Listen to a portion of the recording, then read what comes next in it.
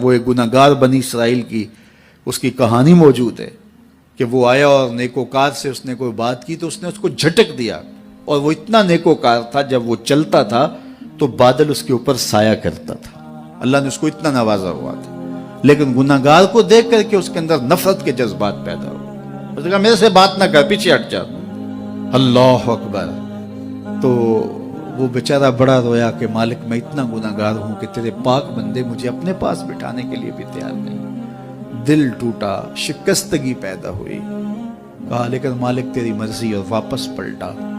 لیکن جب واپس پلٹا تو وہ بادل کا سایہ جو اس نیکوکار پہ تھا وہ سایہ اس گناہگار کے سر پہ آ گیا۔ تو وہ کرم نوازی جس پہ فرما دے، اس کے سارے بندے ہیں۔ تو اللہ کو جو ہے وہ تکبر کی نیکی نہیں، وہ گناہ جس کے بعد عجز پیدا ہو، اللہ کو وہ پسند ہے۔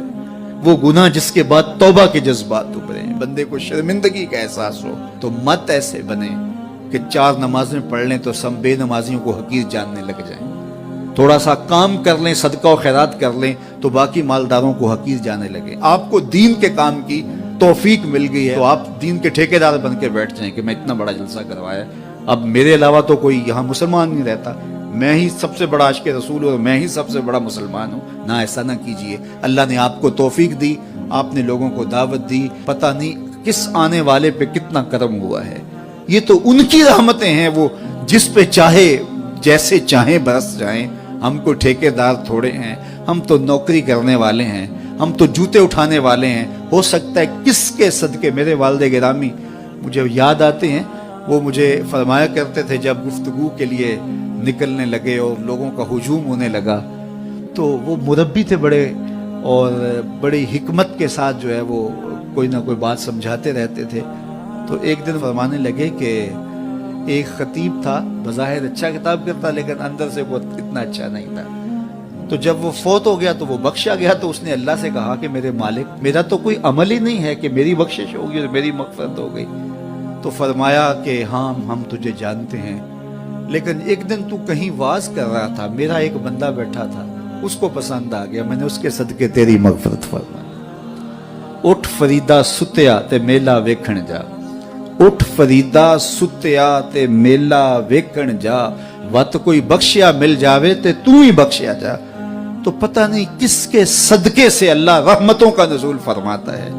بے عمل کو دیکھ کر کے اس سے نفرت نہیں ہے، نفرت تو گناہ سے ہے، گناہگار سے نہیں ہے، لیکن کوشش کی جائے کہ یہ عمل بد چھوڑ دے۔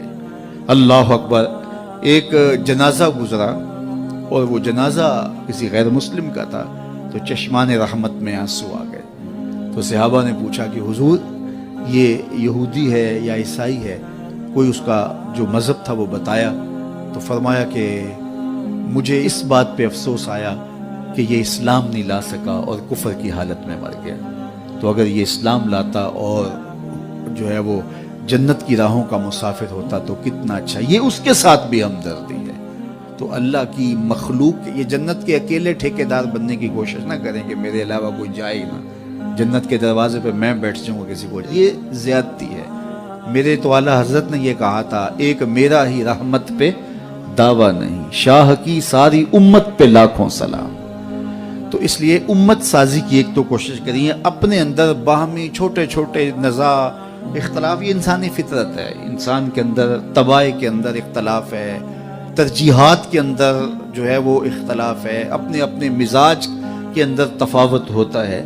تو ایسا نہ ہو کہ چھوٹی چھوٹی باتوں سے آپ جو ہے وہ امت کو پھاڑ چیر کے رکھ دیں، نہیں، بلکہ امت کا جو تصور ہے اس کو قائم رہنا چاہیے۔ تو گناہ کے بعد جب انسان کے اندر ندامت کا اظہار ہوتا ہے، وہ جو آنسو ٹپکتے ہیں، بندہ اپنے آپ کو چھوٹا سمجھتا ہے، میں اتنا گناہگار، میں پاپی، میں مجرم، میں میلا اتھرو، جب وہ اپنے آپ کو دیکھتا ہے کہ میں اتنا برا شخص ہوں، تو پھر اللہ کی رحمتیں اس کے اوپر متوجہ ہوتی ہیں۔ تو اس کو پسند ہے کہ جب بندے اس کے حضور عاجزی کرتے ہیں، اس کے حضور معافی مانگتے ہیں، تو مت کسی کو حقیر جاننا کہ یہ گناہگار ہے، نہ جانے اس کا انجام کیا ہو۔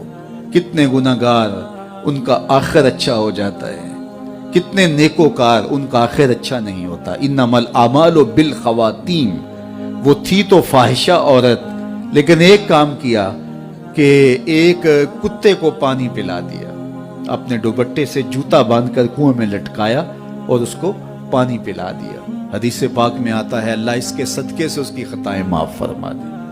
اور ایک نے بلی کو مار دیا خاتون کو، اور وہ جہنم کی آگ میں جلنے لگی۔ اس لیے کون کس کا انجام کیا ہوتا ہے؟ ہمارے بزرگ فرماتے ہیں کہ بچے سے پیار کرو کہ اس کے گناہ کم ہیں، اور بڑے سے پیار کرو اس کی نیکیاں زیادہ ہیں، اس کی نیکیاں زیادہ ہیں۔ چھوٹے سے اس لیے پیار کہ اس کے گناہ کم ہوں گے، اور بڑے سے اس لیے پیار کہ اس کی نیکیاں زیادہ ہوں گی۔